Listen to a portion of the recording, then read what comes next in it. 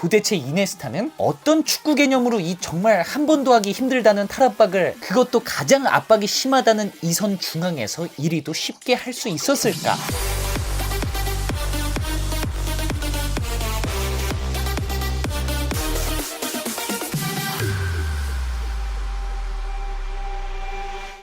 로빈요! 안녕 형들, 나 말년 호빙요야. 형들, 나 드디어 광고 들어왔다? 사실 그동안 꽤 많은 광고들이 들어왔었는데 나한테는 이익이지만 축구를 좋아하는 형들에게는 그렇게 크게 이득이 될 것 같지 않은 것들이라 광고 영상을 삽입하는데 많이 망설였었어. 그런데 나한테 이 광고가 들어왔다고 할 정도로 큰 회사이고 축구를 좋아하는 형들에게도 이득이 될 만한 광고라 판단해서 조심스럽게 한번 소개해볼까 해. 이 광고는 무려 1000만 유튜버 케이시 네이스텟과 영국 남자님이 함께한 광고이기도 해. NordVPN은 형들의 온라인 활동을 보호해주는 가상 사설망이야. 가정용 컴퓨터 보호는 물론 카페, 공항 같은 곳에서 핸드폰, 노트북으로 와이파이 많이 사용하지 형들. 그럴 때 NordVPN이 있으면 우리는 마음 놓고 인터넷을 이용할 수 있지. 그리고 말년이 형들은 해외 축구 많이 보지? 다른 나라로부터 접근이 차단되어 볼 수 없는 축구 관련 다큐멘터리, 시리즈 등 많은 축구 관련 영상들을 이 NordVPN으로 IP를 변경하면 자유롭게 시청이 가능해. 또 넷플릭스 구독한 형들 많지? 국가마다 제공하는 영상들이 각각 다른데 이 NordVPN을 이용하면 한국에서 볼 수 없도록 제한되어 있는 영국 프리미어리그 하이라이트 컨텐츠 등 보다 많은 축구 컨텐츠 영상 시청이 가능하게 되지. 나도 사실 이것 때문에 이용하게 됐어. 더 많은 축구 컨텐츠를 보고 싶어서. 물론 말년 호빙류 유튜브 컨텐츠만으로 축구 지식을 얻는데 충분하지만 나는 말년 호빙류를 뛰어넘어 보겠다, 시각을 더 넓혀보겠다 하는 형들은 이 NordVPN을 한번 이용해보면 좋을 것 같아. 그리고 현재 블랙 프라이데이 이벤트 중이야. 2년짜리 구매 시 4개월을 추가로 준다고? 쿠폰 코드 올드로빙류를 입력해줘 형들.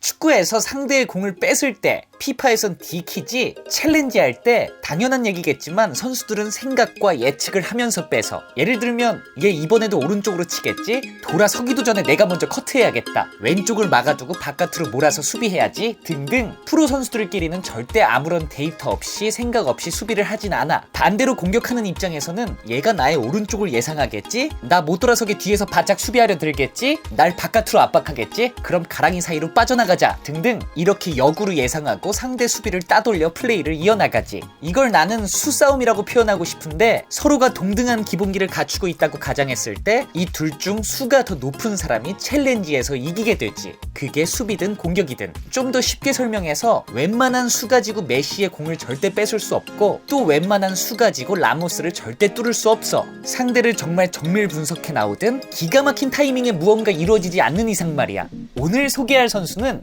어쩌면 이 선수만큼 공을 안 뺏기는 선수가 있었을까? 진짜 많은 선수들이 이 선수의 공을 뺏으려다 좌절했을 것 같은데 어쩜 이렇게 공을 안 뺏길 수 있었을까? 탈압박의 귀재, 스페인의 살아있는 레전드, 스페인의 축구 천재 안드레스 이네스타에 대해서 오늘 형들이랑 얘기해볼까 해.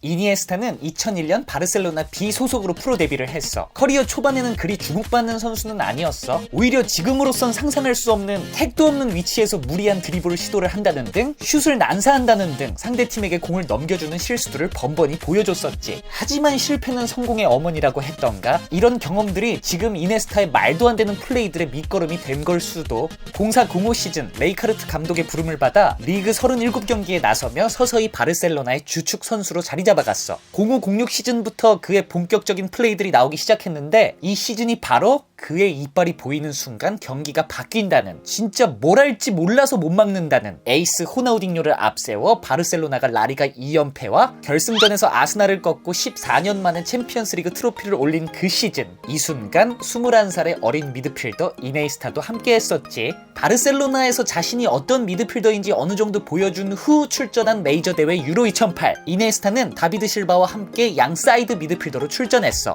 잉? 이 둘은 물론 사이드도 볼 수 있지만 그래도 중앙 미드필더가 주 포지션 아닌가? 아무리 스페인 미드필더 자원이 넘쳐 흐른다 해도 실바, 이네스타인데 그럼 가운데 두 자리는 누구였어? 한 명은 당연히 사비였고, 다른 한 명은 무려 사비 알론소도 벤치로 밀어낸 마르코스 세나. 당시 세나는 05-06 시즌 노란 잠수함 비아레알이 돌풍을 일으키는데 리켈메와 함께 핵심 역할을 하며 무섭게 떠오르는 선수였지. 유로 2008 당시 4백 앞에 나 혼자 있을게, 니들끼리 맘 놓고 패스 게임 하고 와 하며 희대의 스페인 포지션인 4-1-4-1을 가능하게 한 인물이었어. 스페인은 결국 결승에서 독일을 꺾고 유로 챔피언에 등극했어. 이 대회에서 이네스타는 실바와 함께 양 사이드에서 끊임없이 상대 수비수들에게 문제를 내주며 휘저어놓는 그런 맹활약을 했지. 08-09 시즌 레이카르트 감독이 떠나고 합류한 거르디올라의 티키타카 전술에 완벽 적응하면서 이네스타는 사비와 함께 역사에 남을 미드필더진을 구성하였고 그의 전성기가 시작되었음을 세상에 알렸어. 그해 라리가 우승컵을 들어올려 레알의 3연속 리그 우승을 저지했고 11년 만에 코파델레이 우승, 그리고 맨유와의 챔피언스리그 결승에서 승리함으로써 트래블을 달성하게 돼. 지금의 레바맨, 바르셀로나가 있기까지 호마리오 히바우드가 큰 역할을 했고 이후 위기에 처해 있던 바르셀로나를 외계에서 온 호나우딩요가 일으켜 세웠다면 메시, 사비, 이네스타가 1990년대 중반부터 2000년대 중반까지의 10여 년간 이어진 춘추 전국 시대를 깨고 축구사에서 바르셀로나를 가장 강력했던 팀으로 만들어버렸지.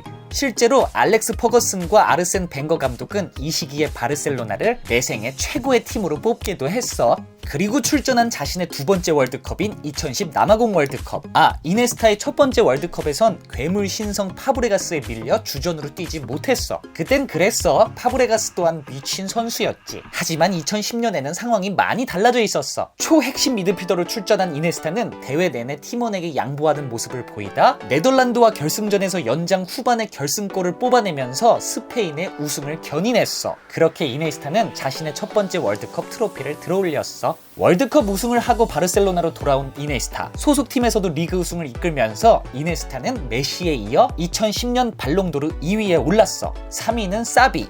그냥 이때 3명이 다 해먹었어. 서로가 없었다면 서로가 최고였을 시절이었지. 다음 시즌에도 이네스타는 바르셀로나가 리그 우승, 챔스 우승을 하는데 핵심 역할을 하며 그의 초전성기를 이어나갔어. 이젠 명성이 하늘을 찌를 대로 찌르던 시기에 출전한 유로 2012. 이네스타는 피를로의 이탈리아를 결승전에서 누른 끝에 스페인의 메이저 대회 3연패를 진두지휘하며 대회 MVP에 선정되는 기염을 토했지. 당시 활약만 놓고 보면 호날두, 피를로 먹는 거야? 수준으로 유로 2012를 통째로 씹어먹는 모습을 보여줬었어.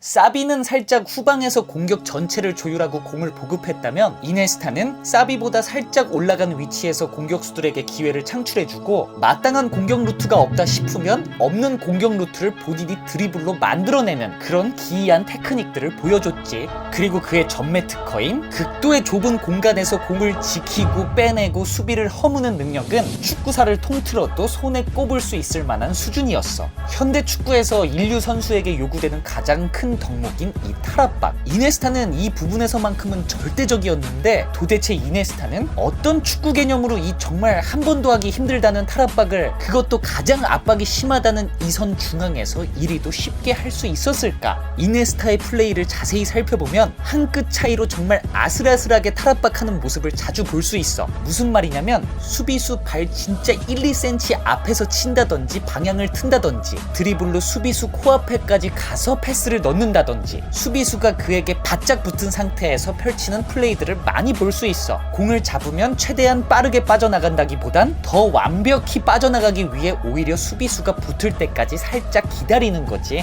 이건 지난번에 소개되었던 토티의 공을 잡으면 좋은 위치에 있는 공격수에게 최대한 빠르게 연결, 이 플레이와는 반대된다고도 볼 수 있지. 이는 그의 장기인 팬텀 드리블과도 연관이 되어 있는데 이 한 발로 끌어서 반대발로 치고 나가는 팬텀 드리블이라는 것은 수비수가 가까이 붙으면 붙을수록 더 잘 통하는 기술이야. 이렇게 이네스타는 오히려 수비수들이 자신에게 붙는 걸 즐겼어. 그래야 더 빠져나가기 쉽다는 게 이네스타의 축구 개념이었지. 그럼 수비수가 그걸 알고 안 붙으면? 그럼 이네스타는 빠른 속도로 치고 들어오지. 아까 말한 이네스타의 없는 공격 루트도 만들어내는 능력. 이네스타는 대열이 잘 갖춰선 수비 앞으로 오히려 드리블을 했어. 그럼 자기 바로 코앞까지 드리블해온 공격수를 외면할 수 없기에 뺏으려 발을 뻗으면 이네스타는 기다렸다는 듯이 끌어내고, 그럼 또 한 명의 수비가 땡겨지면서 이네스타에게로 왔을 때 또 끌어내든지 아니면 그때 최종적으로 다른 공격수에게 밀어주는 거지. 이러니 아무리 수비 대열을 잘 갖췄다 해도 이네스타가 한 명, 두 명 수비수들을 끌어내게 되면 이 대열은 무너질 수밖에 없고 다른 우리 팀 선수들에게 찬스가 날 수밖에 없는 거야.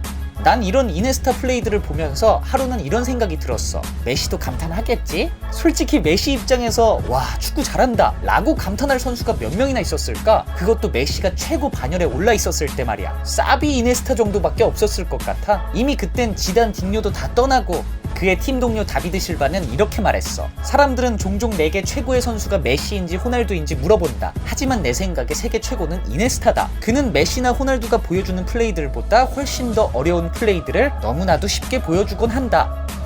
상향 평준화된 현대 축구에서도 이렇게 아슬아슬하게 한 끗 차이로 이루어진 플레이들을 흔히 볼 수 있는데 그들은 서로의 수준이 비슷하기 때문에 아슬아슬하게 한 끗 차이로 플레이들이 이루어지는 거고 이네스타는 그들보다 이미 훨씬 높은 수준이기에 의도적으로 뺏기기 직전까지 가면서 수비수들을 끌어내고 보다 더 확실한 골 찬스를 만들어내기 위한 아슬아슬함이라는 게 이 두 플레이의 명확한 차이점이지 않을까 싶어. 그 후 이네스타는 15-16 시즌 팀을 떠난 사비에게 주장 완장을 이어받으며 말년에도 준수한 플레이들을 이어나갔어. 물론 그의 전성기에 비하면 많이 노쇠한 모습이었지만 그래도 한 번씩 보여주는 그의 디지털 침투 패스는 여전히 강력했었지. 결국 2018년 5월 캄프누에서 레알 소시에다드와의 마지막 경기를 끝으로 화려한 바르셀로나 경력에 마침표를 찍었어. 이후 2시간가량 사비, 푸yor, 아비달 등 바르샤의 모든 레전드들이 함께한 상황 속에서 바르셀로나의 첫 야간 은퇴식이 진행되었지. 그리고 2018년 5월 이네스타는 약 연봉 66억 원에 일본의 빗셀고베로 이적했어. 현재까지도 이네스타는 일본에서 조기 축구 생활을 이어나가고 있는 중이지. 해외에선 이네스타를 보고 이렇게 많이 표현해. The last of his kind. 한국말로는 뭐 이런 미드필더 스타일의 마지막 선수 정도가 될 것 같은데 현대 축구에서 이제 진짜 이런 초인류 창의적인 공격형 미드필더를 더 이상 볼 수 없는 건가? 아니면 시대가 많이 변한 건가? 사실 나도 잘 모르겠어. 어쩌면 이런 창의적인 공격형 미드필더 계보의 마지막을 장식했을 수도 있는 안드레스 이니에스타. 그의 플레이들이 오랫동안 잊혀지지 않을 것만은 분명한 것 같아. 오늘 준비한 영상은 여기까지고 다음에도 형들이 좋아할 만한 에피소드 가지고 찾아올게. 그럼 우리 모두 트라이!